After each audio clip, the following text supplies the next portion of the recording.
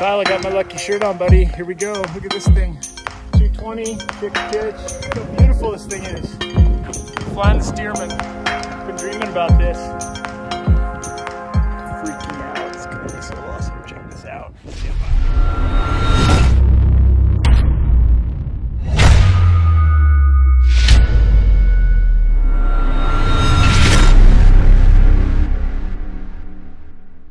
How you doing, gang? Out here, Stampede Reservoir, flying the old Carbon Cup today. A little smoky, but we can see.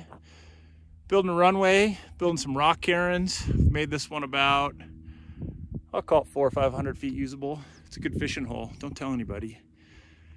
But hey, this next video you're gonna see here, it's the third chapter, so to speak, of this progression of my biplane journey. We're about a month plus after the fact now. And I'll try to throw you some current stuff as we go throughout. But honestly, this video in particular has a lot of talking. There's a lot of really good talking with my buddy Chris Miller, who's down there in Colombia. He's flown 75 plus different Stearman all over the world, Europe, US, back and forth. And he goes through his 220 model and some of the pre-flight things that he likes to look for. But again, there's not a lot of flying action. I was limited on footage for the sake. I just didn't want to have cameras all over the airplane and dealing with that, as I really wanted to focus with my training. And then you'll see where we go up to Lewiston, Idaho and pick up my new aircraft. We call it Jake. It's got the 275 horsepower Jacob engine on it. It's a 1944 Stearman. There were only 1,700 made that year. But I hope you enjoy it. Again, I apologize for the lack of flying. I'll try to insert some here and there through what's going on actual, and then, of course, the training. But Chris has a lot to say, a lot of good points. Maybe you learned something. But again, the next video following this will be back to our hardcore flying and whatnot. I'm not very good at this, hey, check me out vlog style. But it's fun, and I think that those of you watching it are enjoying it. And so here you go, check it out. This is my biplane journey, chapter 3 of the Stearman training, and then when we pick it up at Lewiston, Idaho. And by the way, if you haven't checked out Trent Palmer's latest video where we pick it up in Lewiston and fly it home, he did a great job. So thanks, Trent, for that. And that's about that. I'm going fishing. Got a beautiful little spot here. There's nobody out, and we're flying the old trusty Carbon Cub. Anyway, hope you're having a great day. Here you go. Both for Macaulay ground adjustable. Right here. Backside of it. This gets it has look at that. Internal camber. Yep. You got to watch out for on any one of these. Is that make sure this is the lowest point of the air intake system. And that what happened on my first engine, they had a plug. And that's got to have a breather. That's because it's an updraft carburetor, and if you pump the throttle, it's going to just put a squirt gun straight up, and it's all going to fall down. Roger. And it comes right down here, since it's the low point. Now you got a puddle of gas. If you backfire, which happened to me once, it backfired. This whole fucking thing caught on fire. But in the wintertime, when I do prime it, I only use really 2 long stroke. But this is a long stroke. How much of travel do you have in the gear? There's about 8 inches of full travel. If it really is a sticky one, that you just lift it back up and then bang it back down on the ground. Got it. Well, the one thing on these that people don't look at well enough and don't understand what's going to happen if they don't is looking all in the webbing in here. Is any one of these and through the webbing is looking for any cracking that you could see over there. Because if this lets loose, is that this becomes a freewheeler. This is the only thing that keeps this from rotating. Yes, sir. So you wouldn't want this wheel to go out that way while that one's going straight. No, bad things would happen really quick. Bad things happen, right? Doing with this airplane, you're going to be on one wheel a lot. Because that's part of your crosswind training. So yeah, that's one of the things during the pre-flight we check it out, and then of course whenever I grease all of these, which is every few weeks, it depends on how many landings, because like I said, we'll do over 100 landings, well over 100 landings a day. And that's about everything you want to do on a Stearman for pre-flighting. It's basically cotter pin, cotter pin, cotter pin, cotter pin, cotter pin. So, well, you know all about round engines. A little bit. Well, you know what we're doing that for, of course. But I've never had a lock on a 220. I've had locks on 450s and on 300s, 275s. And you're looking at a 275. I love that engine. I've flown a bunch of them over in Europe. So you're doing 12, 14 or 7? I always do 14 blades, because 14 blades is 7 full revolutions. So, but basically they say, you know, if you do 7 blades, you're already feeling if you're going to get stuck on one of them. Okay. Yeah. You won't, if it's fully locked, it won't do that. It won't do that. Yeah. So all you're doing is like making sure the valve starts opening, and then it'll release. Gotcha. Some of them you can actually hear if there is some oil right there against the piston, you know, from the piston down to the valve. Sometimes you'll hear them gurgling a little bit.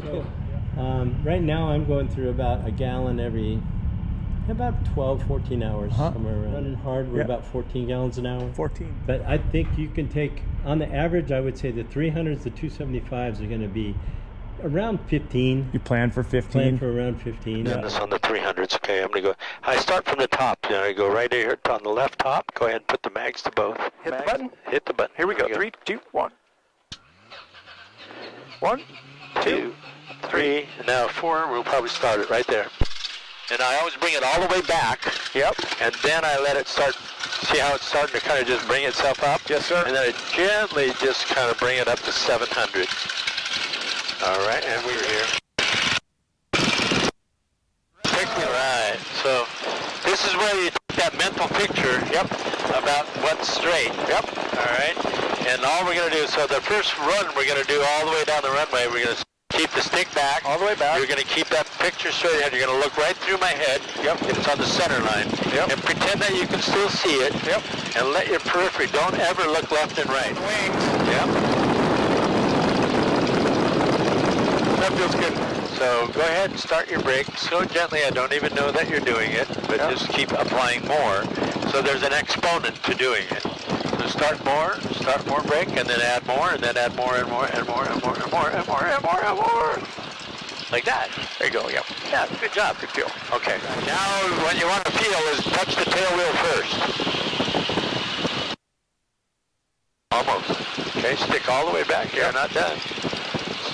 Good job. Hey, for first day on a steer, it was real good. That was real good. And you did good on the, I think you caught it for there a second, like, wow, this thing does really pitch. No, it does, yeah. Just a little bit, all of a sudden you went, oh, it's pitching. So you just mellowed out and brought that logarithm. Good job. And we're going to crush it. All right. Just be with me. I'm with you.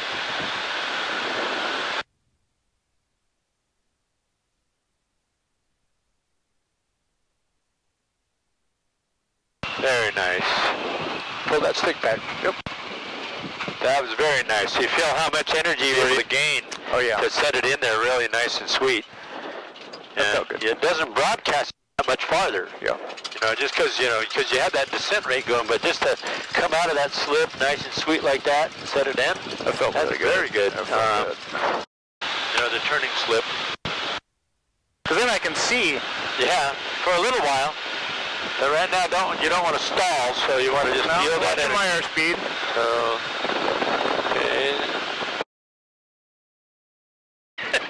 I kept her straight. Yeah, no, you did good. You did. It'll fall out. So I should have come in with some power, huh? No, that's why, I don't know, you probably didn't hear me very well, but I said, lower your nose, come out of the slip. Oh, I did, yeah. So if you lower your nose as you're coming out of the slip, you'll pick up that kinetic energy to play it off. Yeah. You know, so, but yeah, not bad. Instinct wanted me to bring some power in, but he didn't ask me to bring power, so I'm just going to go with it.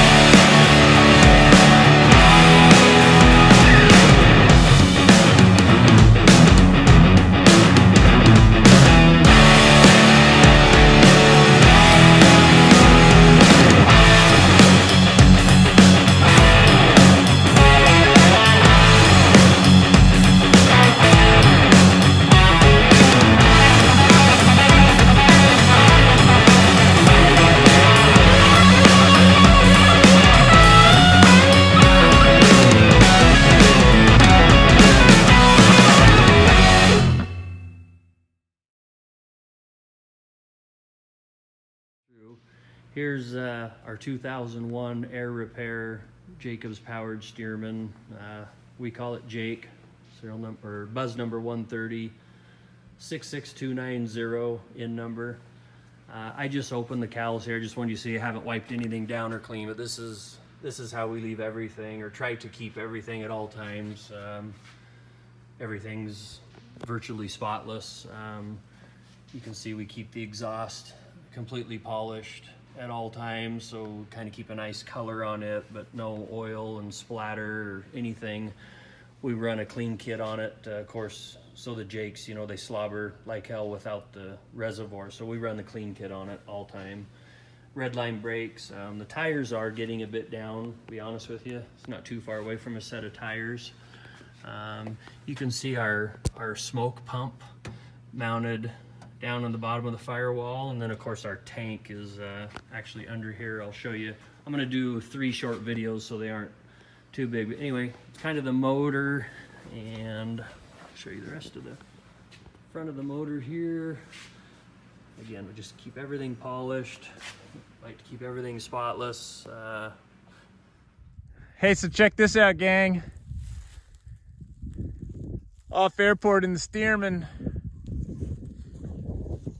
We're flying around. I couldn't do this without my good buddy, my master trainer, Jared. Oh, we saw it. We were like, we gotta land there. Look down here. Snake River. Gorgeous spot. Off airport in the Stearman.